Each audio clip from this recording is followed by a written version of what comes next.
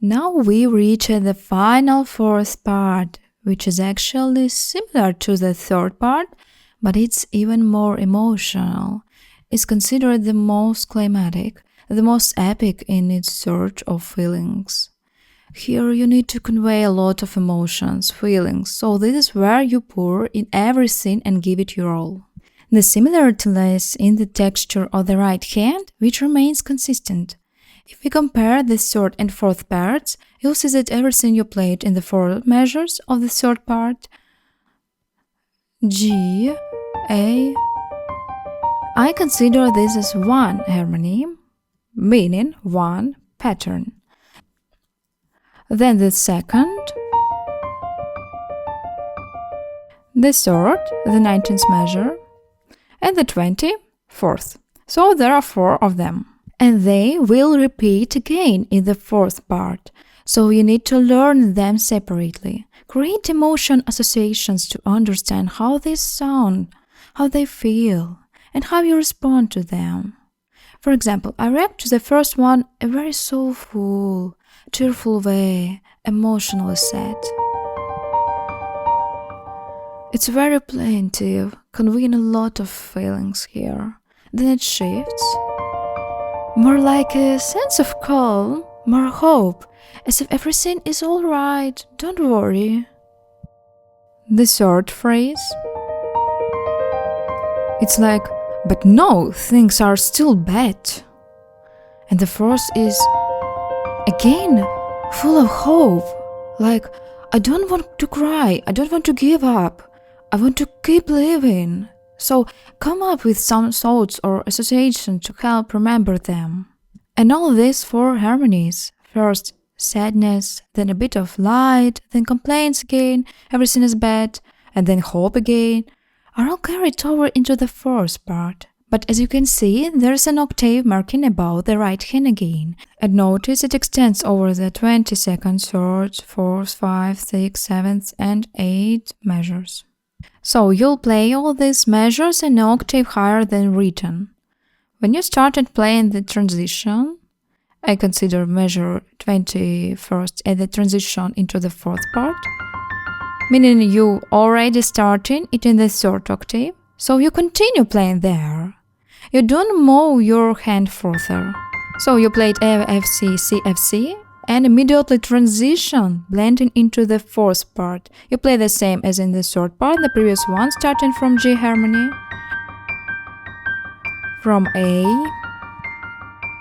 I'm not playing anything new. From G, our sadness. And again the bright one, the last one. I played measures 22, 23, 24, and 25. Everything repeats exactly as in the third part, just an octave higher. And again, I play measure 26 the same way. Again, it repeats. So these four harmonies repeat once more. The second harmony, measure 27. 28, third harmony. Everything repeats. It's comforting, right? You didn't know to learn anything new. In measure 29, you transition down an octave because the octave marking ends. You play the fourth harmony, transferring this way. This is how you play it in measure 28. You transfer your fourth finger behind the first. And from then on you play everything an octave lower, as it should be as written. Measure 29. I just play that. After this, I don't move. I consider this a full fourth part. The next one I consider the transition measure, and then it will be the final one, the last.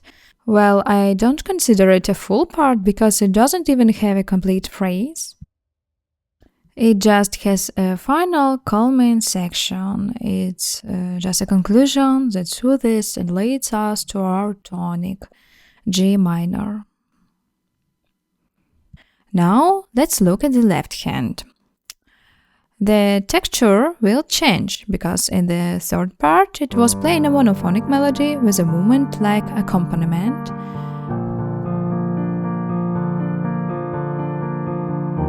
Then the third part and the fourth will be different, with a more intense display, vigorous bass and chordal arrangement.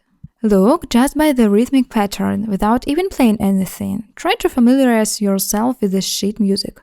Notice octaves are present at first, then chords, and there's even a treble clef. So we will be moving between the bass and the treble clef. This means you'll be shifting up and down, up and down. Yes, and we'll feel like emotional swings, like a rock in motion. Here indeed we have a turbulent emotional swing. That's why we are focusing on the left hand now. Look, the left hand plays 3 octaves in the bass clef starting from the note G, from the tonic.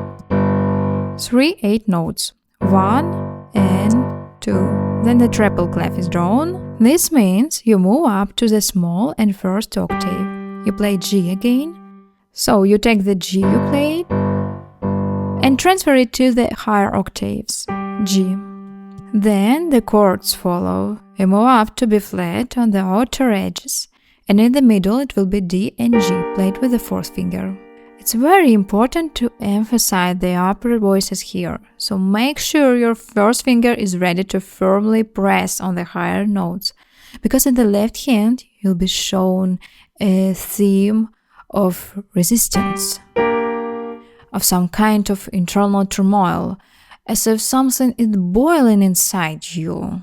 And this will be expressed in the left hand. It will show itself G, the chord B flat, D, G, B flat. You hold it. Look, the stems are raised above. This is the upper voice. And the lower voice is the interval D, G, which creates a sense of background and fullness. It has different durations, 8 notes, D, G. Essentially, the lower voice is the middle of the chord. You will also play this middle note, the filling. The chord, then the lower voice. It's like a background addition. And then you descend all the way down to D on the outer edges in the octave. D, G, B flat, D, played with the 5th, 3rd, 2nd and the 1st. Then you play the middle part again. This will all sound on each phrase, 1 and 2. We can play together slowly. 1 and 2, treble clef, and 3, the middle, and 4, the middle. So I played all these elements for each phrase, the chord and its middle, the chord, its middle. And you'll notice when we play this later at faster tempo, you'll hear a beautiful presentation of the melody. It's very pleasant, emotional, and well, quite anxious. I would say there's a wild surge here. Again, you played octave, octave, octave, treble clef. Prepare the chord, the middle, then you descend all the way down to D and middle. I always point out the notes you take in the octave, so you should always look at these notes. Pay attention to the notes you're relying on at the edges. This will make it easier to navigate. Now, measure 23.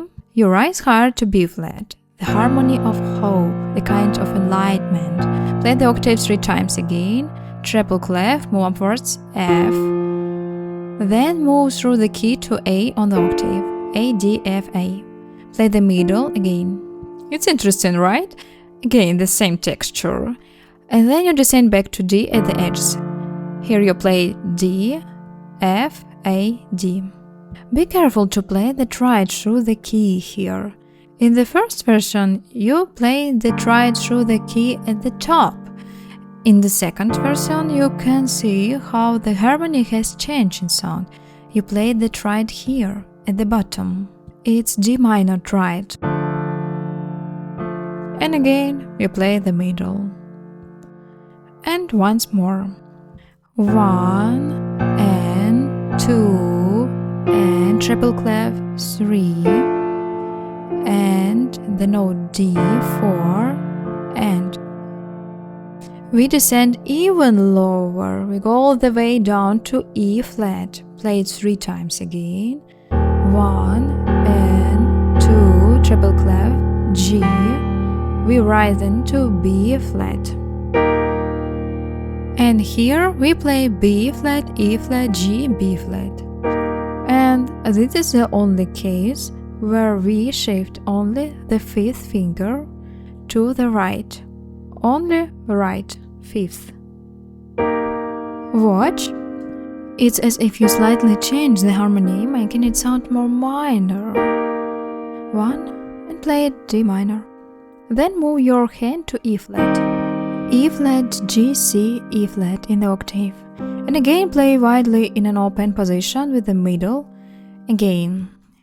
E flat, 3 times. We rise to G.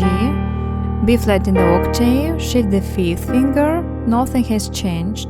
Move to E flat, play the middle. And the next, measure 25. The harmony of Bright Hope, F. F, play again 3 times. And triple clef, 4th time we play the octave. A at the edge, play the middle again, and D at the edge. Play the middle. In almost all cases, when you play the last chord, the note D will be at the edge. Take note of this. Make sure you pay attention. I play all these 4 measures one after another slowly.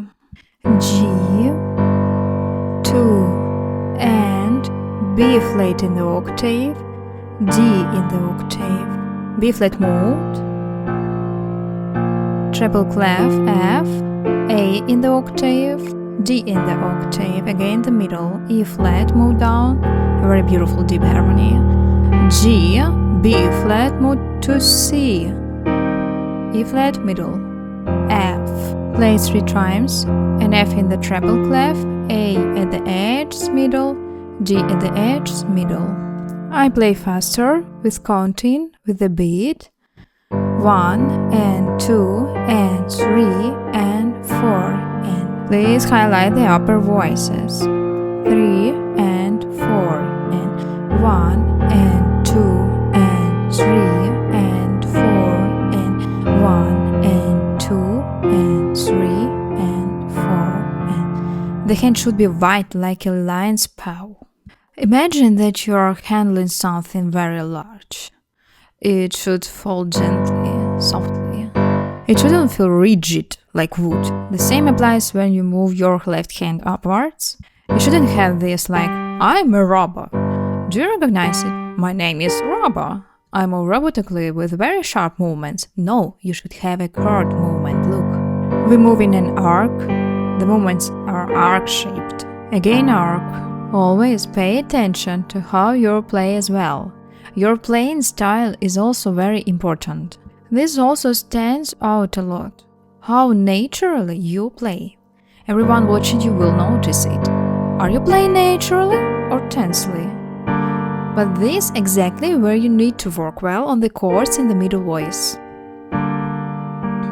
So pay attention. It's very important that you work well on the edges and are able to play the middle voice separately, while keeping the edges of your fingers on the keys.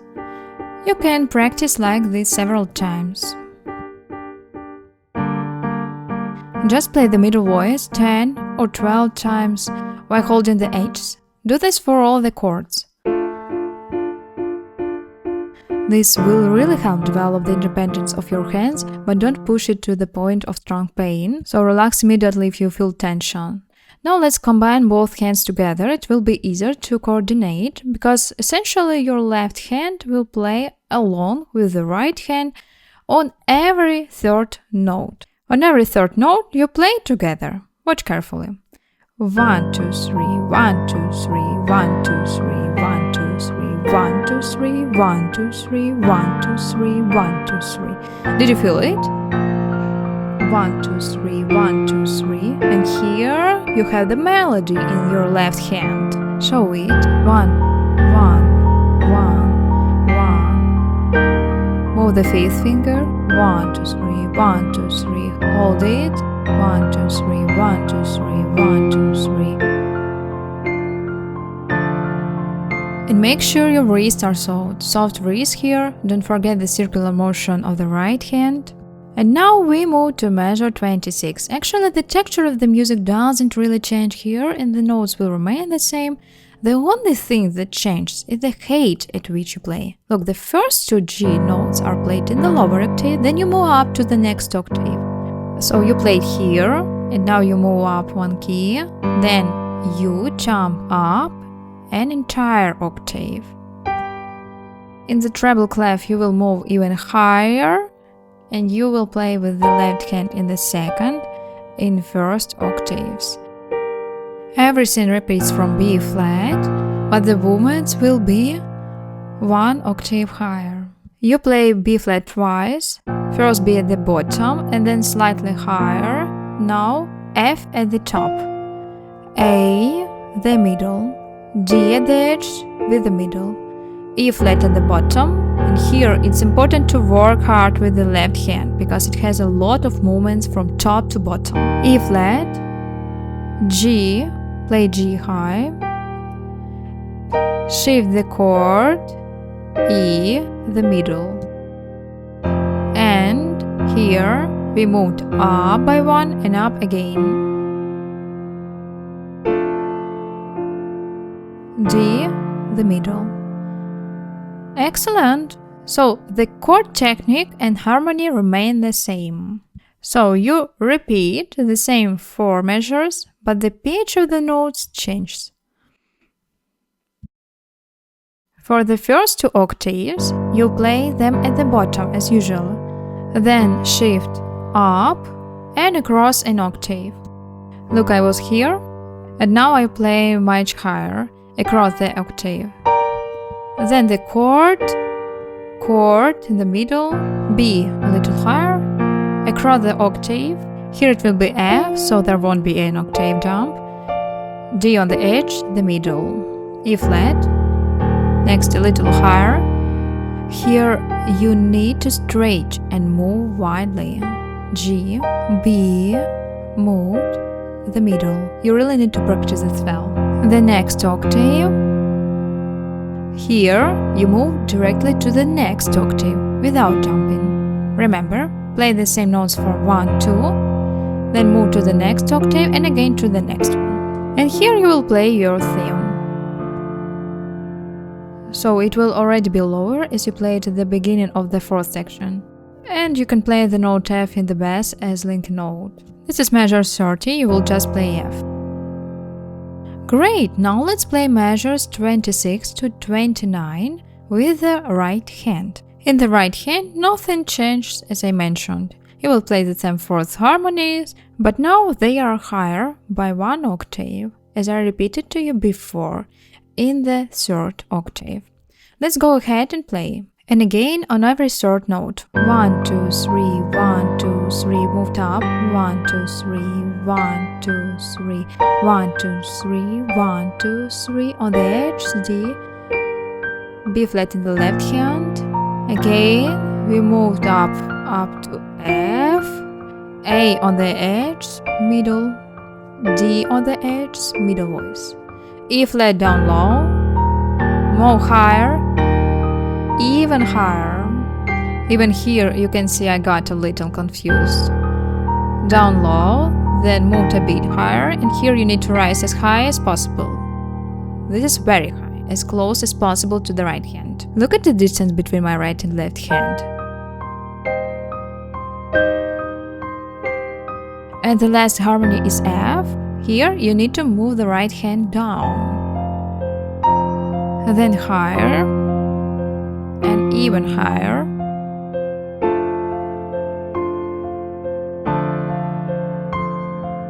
You can play A in the right hand and F will be in the left hand in the bass clef, contra and the great octave. I play it again slightly faster.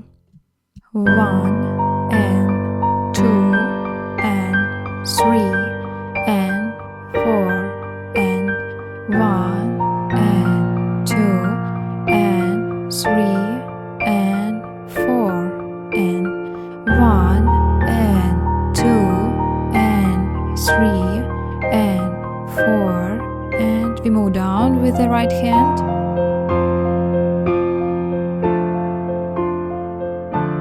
You play the bass and now you move the right hand down and it will play even lower. I'll play all of this at a fast tempo.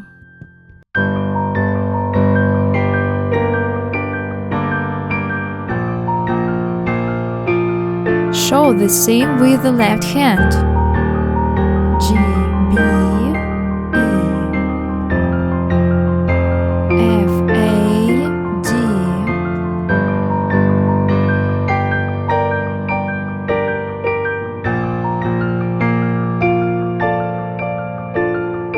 Keep an eye on the upper voices.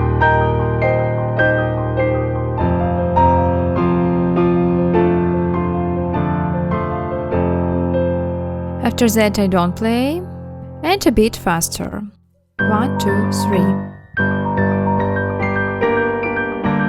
The left hand needs to be ready all the time because it tends to lag behind.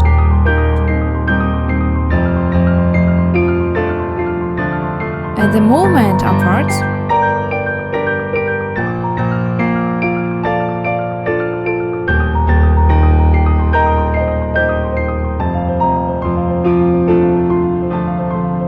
it's great. I had frequent issues with shifting and accuracy in playing chords with my left hand, so some of the gaps you encounter, like when you play and miss the keys. This problem can be fixed by practicing jumping from one octave to another. Measure and memorize the range so your hand gets used to it. Muscle memory works very well, even over distances, just to understand how the hand moves and operates. Even with these chords, especially when you play them higher up, in the second half of this section, it can be tricky sometimes, because the first finger needs to reach. Make sure to fully rotate your wrist to the right. This will help you reach the keys more easily and play with more fluidity. Make sure you don't touch the other keys and avoid playing off-key. This is challenging for those with smaller hands like mine, but it will be easier for those with longer fingers. They will be able to manage. And also I had issues when I was, for example, transitioning from note 28 to 29. So when I play at the top, I need to move with my fourth finger. I look at my left hand to change its position and move it down. And I wasn't looking at my right hand, which is why I was landing on a note that wasn't A, but on some random note instead of the one I needed. So I practiced this to help my hand remember the movement, especially moving to the A note from the top and stopping there. You need to focus on bringing the finger to that note and making the transition properly. You can even play with this kind of movement just to understand how you'll play with your first and fourth fingers. It's actually an interesting position. I don't usually play like this, but I practice it to understand how much distance I need to cover with my fourth finger, so I don't accidentally hit any other keys. And measure 30. This is the transition. I consider it the transition measure leading to the conclusion. It's more of a fading out part. You can see that in measures 29-30 there's a symbol indicating a diminuendo, which means we gradually quiet down. This is how it will sound.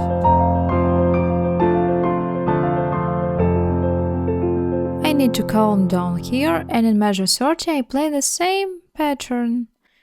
A, F, C, C, F, C, A, F, C, C, F, C. I alternate between them, playing twice. And note that this measure is also short, 2/4 signature time, so you can fit only 2 beats here, which means you're playing just 2 groups, 1 and 2. That's it. So you need to understand that in total you should play this pattern 2, 3, 4 times, 4 identical patterns. And here, when you play with both hands, the bass will simply play and sustain in the background. Just calm down here. At measure 31, here are the very last notes. We are almost done. To finish, the texture of the music comes down, the arpeggios are gone, they're no longer there. Only regular 16th notes remain, 4 notes per beat, 1 and 2 and 3 and 4 and. We move through D, B flat, G and D for 2 measures like this. 2 and 3 and 4 and 1 and 2 and 3, and we gradually quiet down to a complete stillness. And in measures 33 we'll play the same group of notes we practiced, but without B flat. D, G, D. Play it with the first, second and fifth finger. That's it. Left hand, it had the same octave texture, both bass and chord. G. Then it moves up to the interval from D, G, B flat, G, D, G, B flat, and then plays the G at the end. This will be the longest note. They will be held for the full duration. If you connect them, you'll notice that we will align on every second group of notes in the right hand. So 1 and 2, and here's where they align. Now look, you played the chord with the left hand and release those notes. You pass them to the right hand because the right hand still needs to play them. It turns out your both hands reaching for the same notes. Because the right hand is playing the bass clef and the left hand is also playing the bass, they're playing the same notes. Left hand G, G, B flat, and the right hand play the same notes B flat, G, G. So when you play them, immediately release them to give the right hand the chance to play them. This is how it will sound. Play, release. Again an octave, play the chord, release. And at the end we'll play together in full piano in a quiet state, so very softly.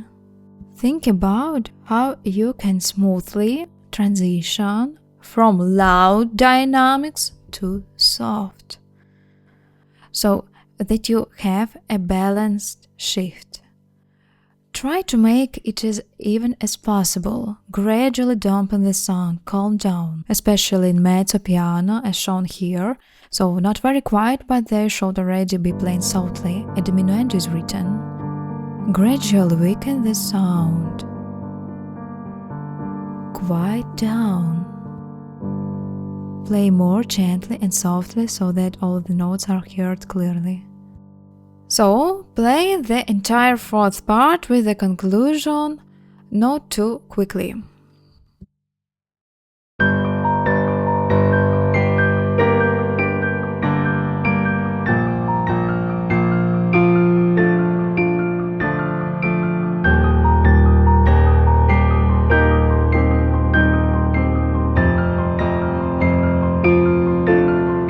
The left hand moves upward.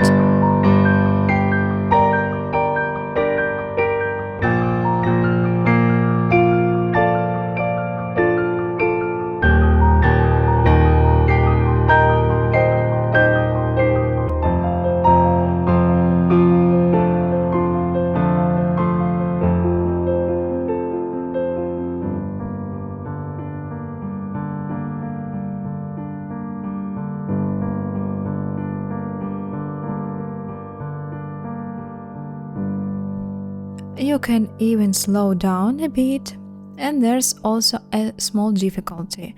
Between measures 30 and 31, you need to smoothly transition to regular sixteenths, because before that you were playing faster. And here you need to transition to the regular rhythm. So you have 1 and plus 2 and plus 3 and plus 4 and plus 1 and 2 and 3 and 4 and 1 and 2 and 3. Practice this moment with just the transition. 1 and 2 and 3 and 4 and T, T, T, T.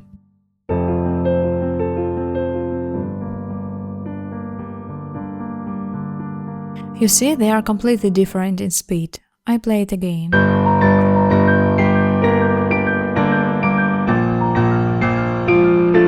The persistent left hand.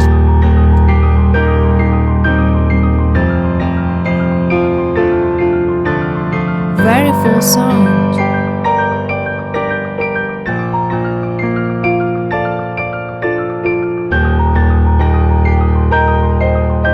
Move down.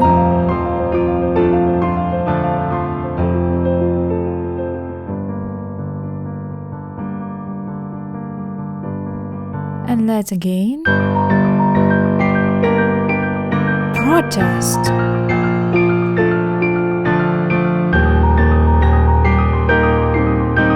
In a burst of emotion. Even higher, more emotion. don't relax here. Bring it to the end.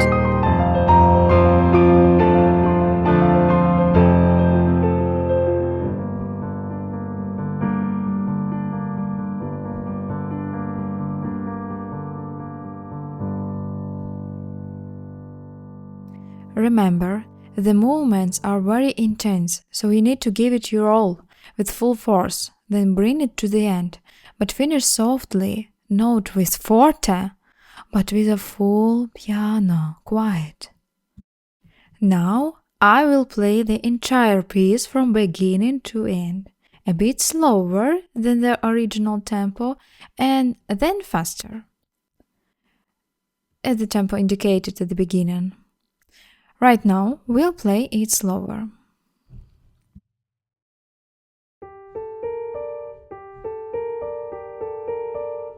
Approximately this tempo.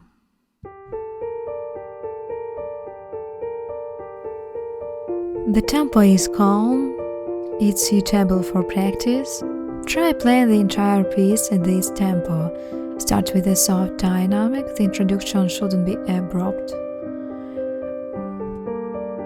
Gradually we add intensity, deepening the tone. The bass will come in. A chord, touch of minor, emphasize it and broaden the sound. Highlight the main voice. Be sure to keep it alive, don't let it fade.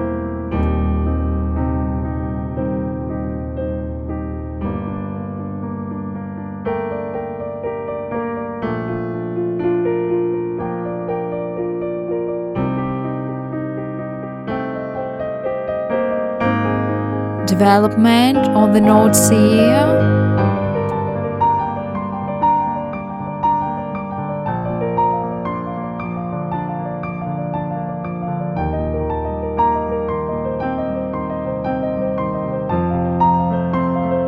Hold the forte.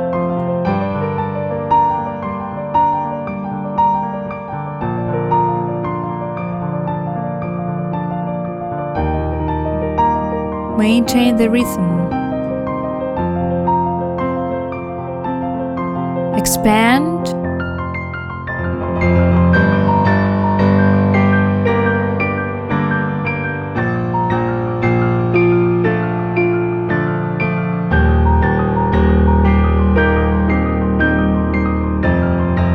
Show the seal. The left hand rises higher. Keep holding on.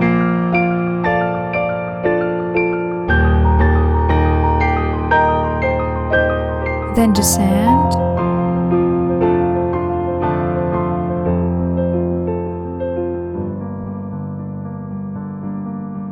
Sixteenth notes rhythm returns and calm down. The bass should be gentle. Practice the transition from the second to the third part, for there are 16 notes in the right hand. And you need to quickly switch to sextuplets, which will make for a lively play.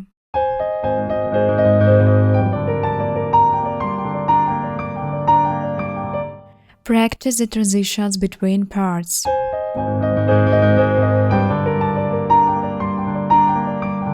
And once more.